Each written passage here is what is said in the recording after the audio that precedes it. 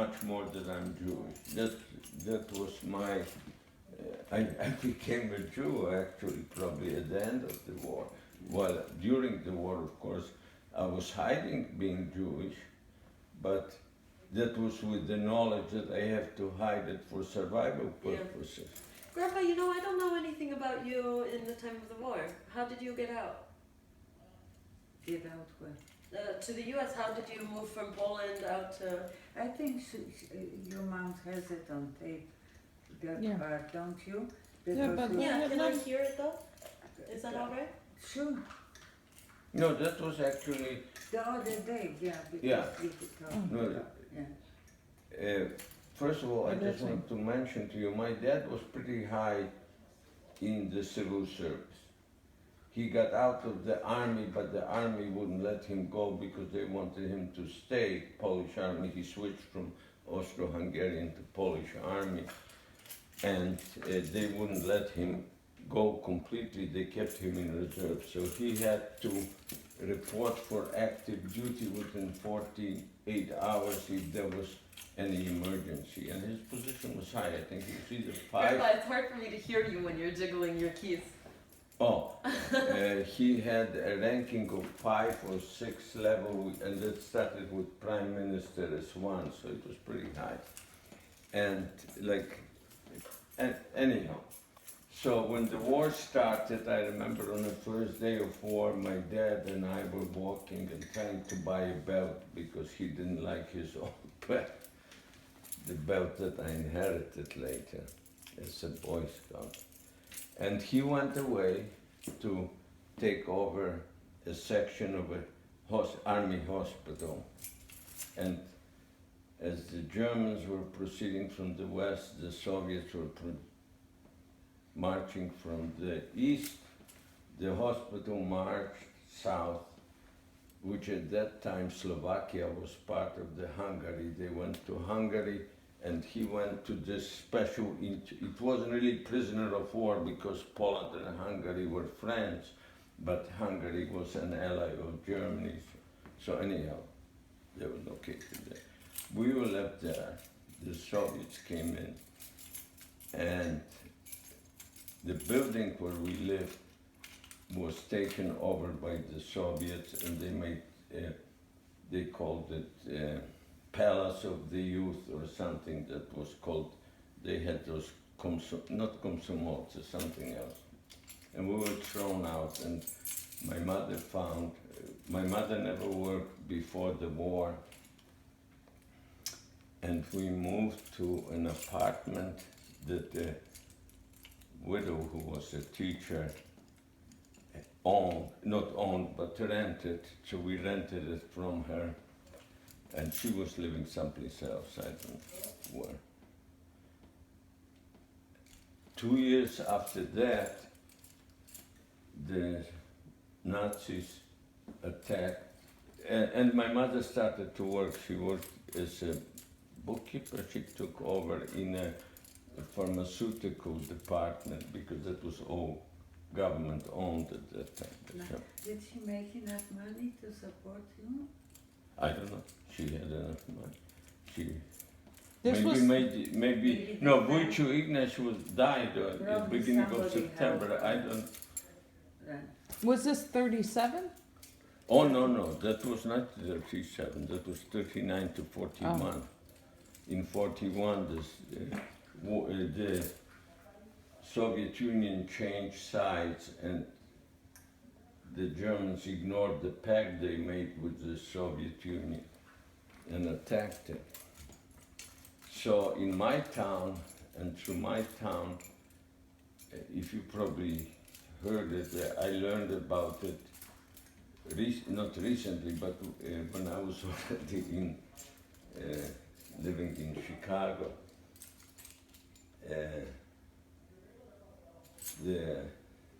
In my town, there is one of the units, the SS had 3 units that they own, A, B, and C, and the unit C, I think, went through my town and in direction of Bucharest, and they killed probably, I thought it was 1/3 of Jews in the first 5 days, but when I read one book about Holocaust, there's much higher percentage that was killed right in the street or in the little forest next to town. And the father of Zosia's friend, who was in a similar position as her father, but he was in the forestry department. He became, during German time, he was hiding in the country as a forester, and he became a forester, and he told his daughter that he will that we can come and live with him in this forestry house in the forest, and if we want to. So, of course, my mother said, fine, that sounds very good. So he came and he took me first because of circumcision. That was a better thing to get me. And he said he'll come back the next week and take my mother and my sister to it. Anyhow, he took us there. That was near Lviv, which was this big town they call Lviv now, Yeah. and Lemberg in German. And at that time, we didn't go yet to this forestry house. He left me with his family, was still in Lviv. And we lived there for about a year or so.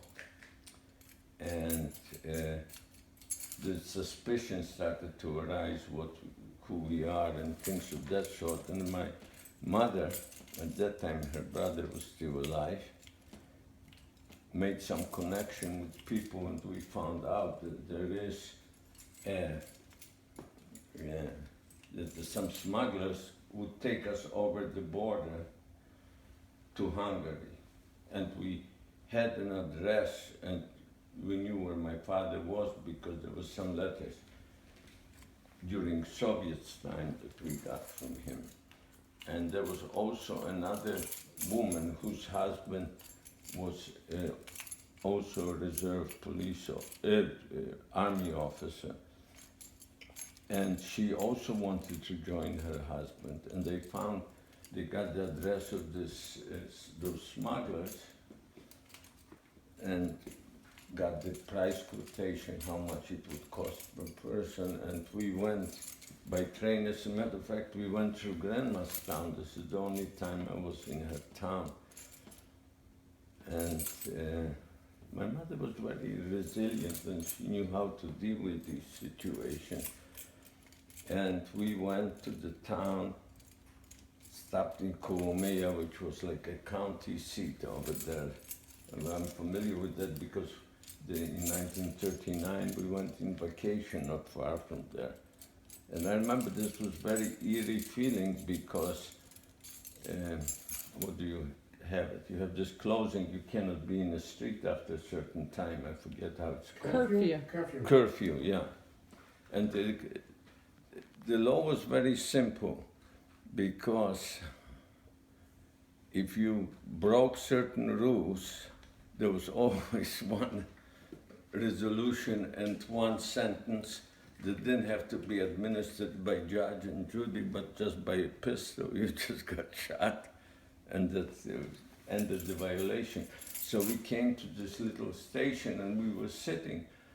And as a matter of fact, that's one vision I have, because that was the day that the Germans had a police action against the Jews. And I always will remember we were going on a train, and I saw this man sort of running away from a German and trying to protect himself from being shot by bringing his arm to protect his head. He, of course, the arm didn't help him.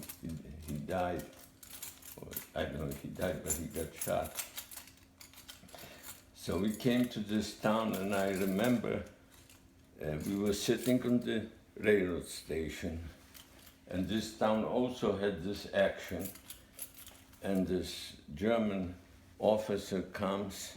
He wore a uniform, but he wasn't in the army. He was some sort of occupation official. And he came with his flashlight and said, "You there?" Figuring that maybe we are the people that are. And my mother spoke perfect German because she went in Vienna. And she was So- blonde and beautiful. Yeah, And So few I- faces, you know, yeah. yeah. So anyhow, so she said, "Oh no, we just came from Lvov," and so he got the information. He says, "I want to. We are waiting till the curfew is over, and we will.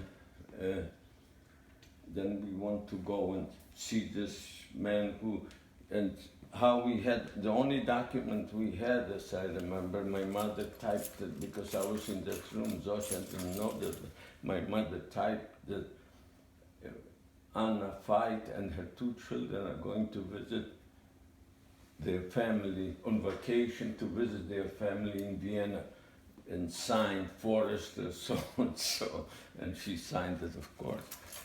And so he said to her, "Oh no, you don't need to wait, I'll take you there." So he took us there, and he also, I think, made the date with my mother for that evening for See, dinner. that was the first